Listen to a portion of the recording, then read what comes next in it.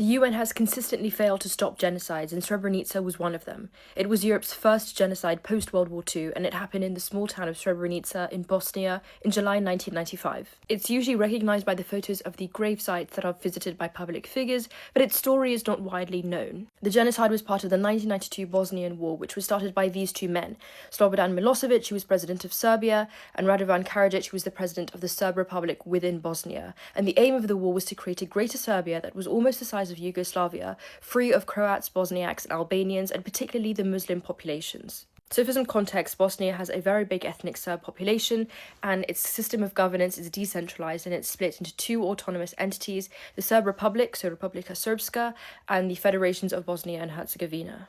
Now, Karadzic, in his aim to free the Serb Republic of Muslims and of non-Serbs, he had the support of Milosevic. Milosevic at the time controlled the Yugoslav military, so he provided arms and manpower to the Bosnian Serb military.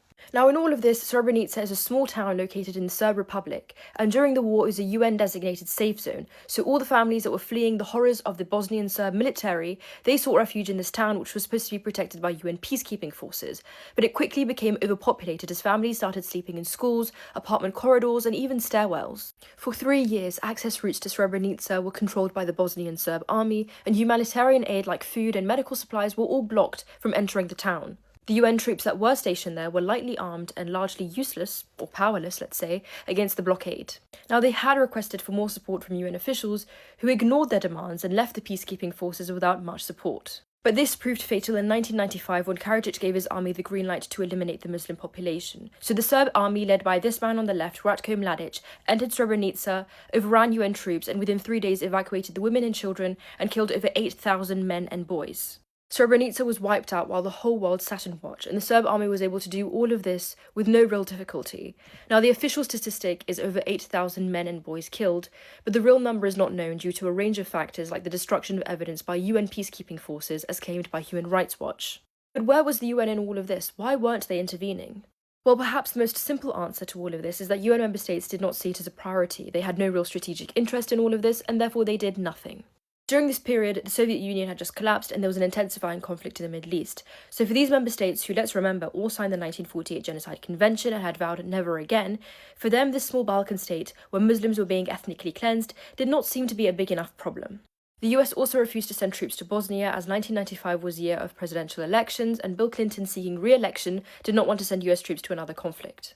Now, former Dutch Defence Minister Joris Voorhoeven has since claimed that 2 UN Security Council members knew that the attack was going to happen and that Srebrenica was going to be taken over. But all of this lack of involvement by the international community, is particularly concerning given their admitted failures in stopping the Rwandan genocide just 1 year prior.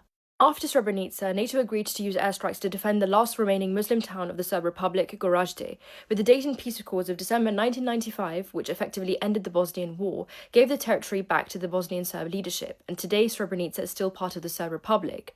But it's especially surprising to see Milosevic at the Peace Accords, given his role as one of the main perpetrators of the genocide, and it wasn't until 2001, 6 years later, that he was arrested for crimes against humanity.